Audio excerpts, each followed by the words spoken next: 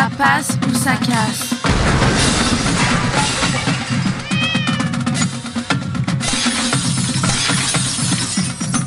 Ça passe ou ça casse. Ne prenez pas le sexisme pour une passe.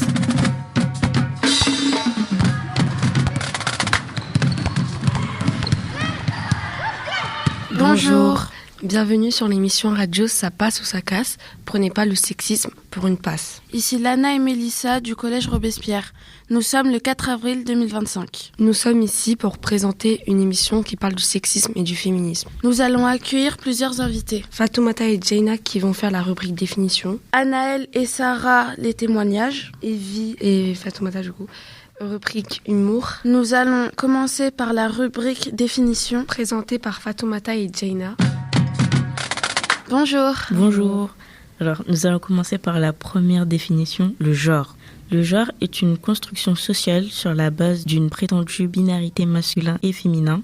À partir des différences anatomiques, les êtres humains, les hommes en premier, ont mis en place des systèmes hiérarchisants qui mettent en position d'infériorité les femmes, les homosexuels, les personnes trans. Le marché et la grande industrie profitant aussi de cela.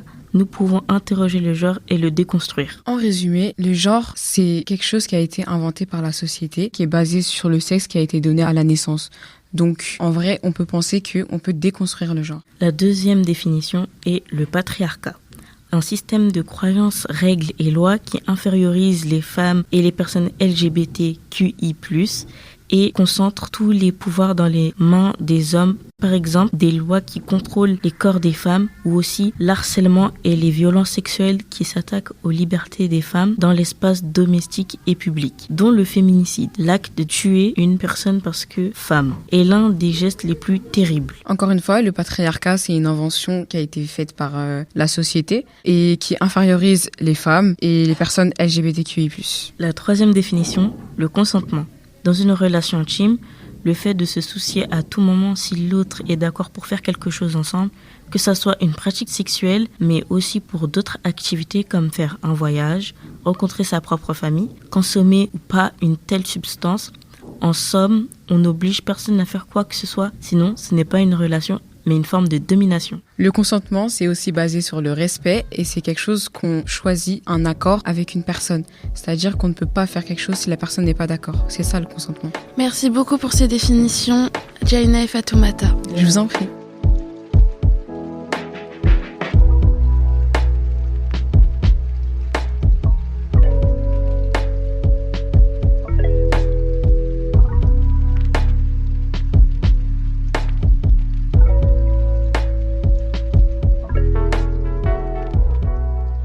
Nous allons continuer par les témoignages. Présentés par Sarah et Anaël. Bonjour. Bonjour, je m'appelle Anaël et je vais vous lire le premier témoignage. Je suis en classe, plus précisément en cours de maths. On fait un travail de groupe. Pour aider ma camarade d'en face, je me lève et m'appuie sur la table. Tout d'un coup, j'entends des rires derrière moi, mais je n'y fais pas attention. À la sortie des cours, plein d'élèves d'autres classes viennent me voir et me posent plein de questions. Je ne comprends pas. Alors, je vais voir une personne de ma classe pour demander une explication. Et elle me dit qu'une autre personne avait dit que je montrais mes fesses aux garçons de la classe. Jusqu'à aujourd'hui, plein de gens me détestent et essayent d'empirer les choses. Et ils ont réussi. Bonjour, moi c'est Sarah et je vais poursuivre avec le deuxième témoignage. Je suis dehors, je marche vers chez moi et un homme passe en me frôlant le bras. Je ne fais pas vraiment attention car je pensais que c'était involontaire de sa part. Mais je sens un regard oppressant sur moi. Je tourne la tête et je vois l'homme me regarder d'une façon assez perverse. Il fait demi-tour et avance vers moi en accélérant le pas. Par peur, j'ai pris la fuite. J'arrive saine et sauve chez moi. Le lendemain, sur le trajet pour aller en cours, je vois un homme marcher vers moi et je me rappelle de ce qui m'est arrivé la veille. Je pars en courant. Et quand je raconte tout cela à ma mère et à ma famille, tout le monde se moque de moi en disant que je suis folle et parano. Cela m'a traumatisée et j'ai toujours du mal à me confier aux gens de mon entourage. C'est Anaël et je vous lis donc le dernier et troisième témoignage. Un jour, je me suis dit j'en ai marre d'être une fille. Je veux devenir un garçon. Un garçon, c'est mieux qu'une fille. Un garçon, ça ne pleure pas et c'est costaud, un garçon. Alors qu'une fille, c'est une pleurnicharde, elle crie tout le temps, elle boude tout le temps, elle s'énerve tout le temps. Alors qu'un garçon, ça ne pleure pas, ça ne boude pas, ça ne crie pas et c'est super cool. Et après toutes ces choses dans ma tête, je me suis dit en fait, il y a des avantages à être un garçon. Et pour une fille aussi. Finalement, c'est cool d'être une fille même s'il y a des désavantages. Je vous remercie pour ces témoignages, Sarah et Anaëlle. Sarah, as-tu trouvé ces témoignages touchants? Oui, ils m'ont beaucoup touchée, surtout le deuxième, parce que la personne qui a écrit le témoignage dit qu'elle avait du mal à se confier aux gens de son entourage, parce que il l'a critiquée en disant qu'elle était folle et parano. Je trouve pas que c'est juste de la part de sa famille, parce que en tant que famille, elle doit la soutenir et l'épauler en étant à ses côtés. Merci beaucoup Sarah. Et toi Anaëlle? Je dirais à peu près la même chose que Sarah a dit, mais si j'ai quelque chose à ajouter, je dirais déjà merci à ces personnes pour leur témoignage. C'était très courageux de leur part de nous faire part de leur témoignage, et je veux aussi qu'ils sachent que ça nous a beaucoup touchés et que on leur apporte tout notre soutien. Merci beaucoup.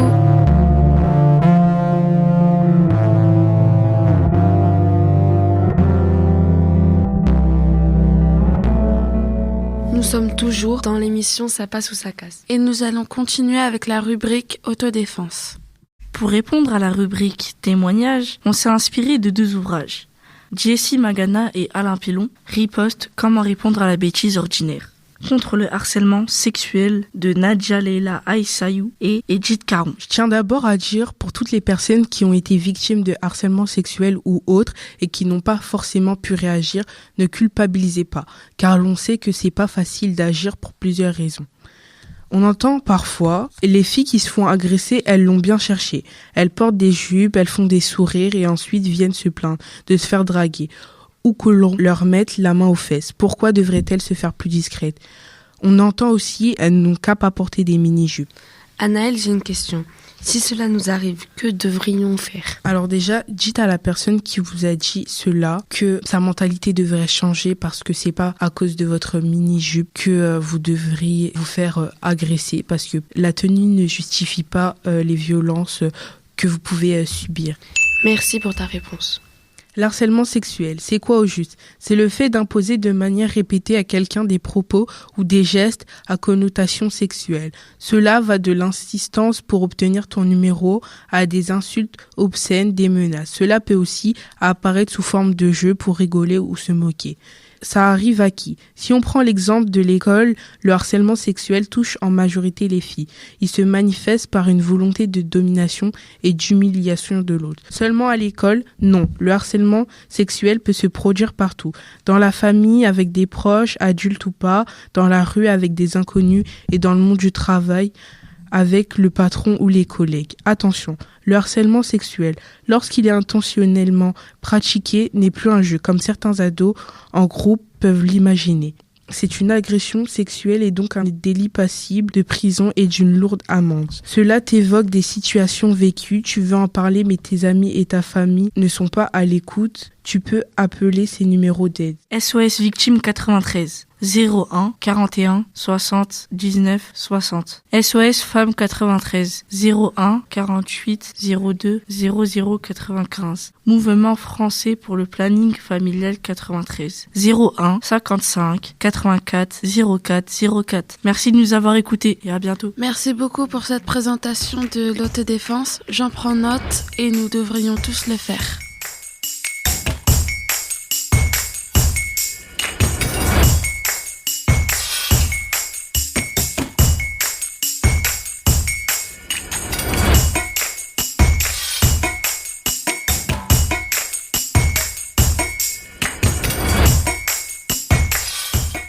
Nous allons continuer avec la rubrique humoristique. Présentée par Evie et Fatoumata.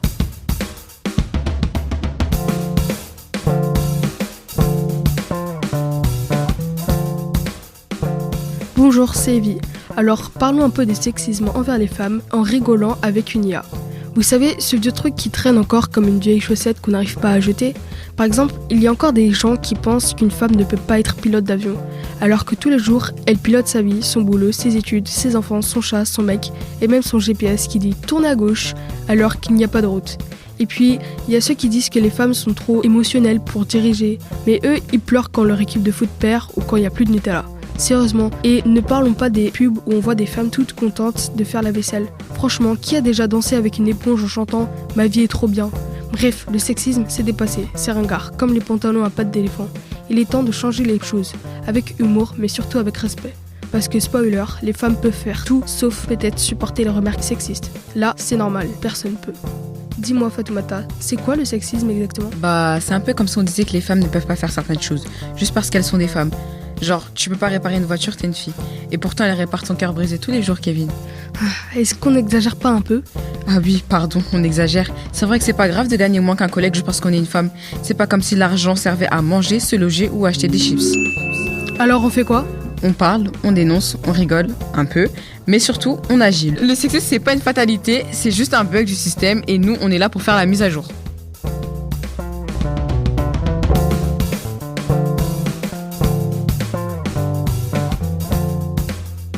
Nous sommes à la fin du podcast Ça passe ou ça casse, ne prenez pas le sexisme pour une passe. C'est l'heure des remerciements. Ce podcast a été réalisé au Collège Robespierre Épinay-sur-Seine, dans le cadre du dispositif Jeunes contre le sexisme de l'Observatoire des violences envers les femmes du 93 avec le soutien du département de la Seine-Saint-Denis. Merci à Madame Luengo, Madame Florest et Madame Nicourt. À l'animation et à la technique, Marco Quares.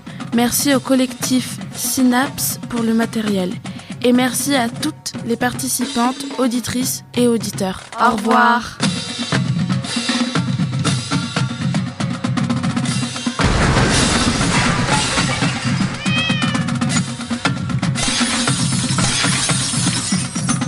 Ça passe ou ça casse. Ne prenez pas le sexisme pour une passe.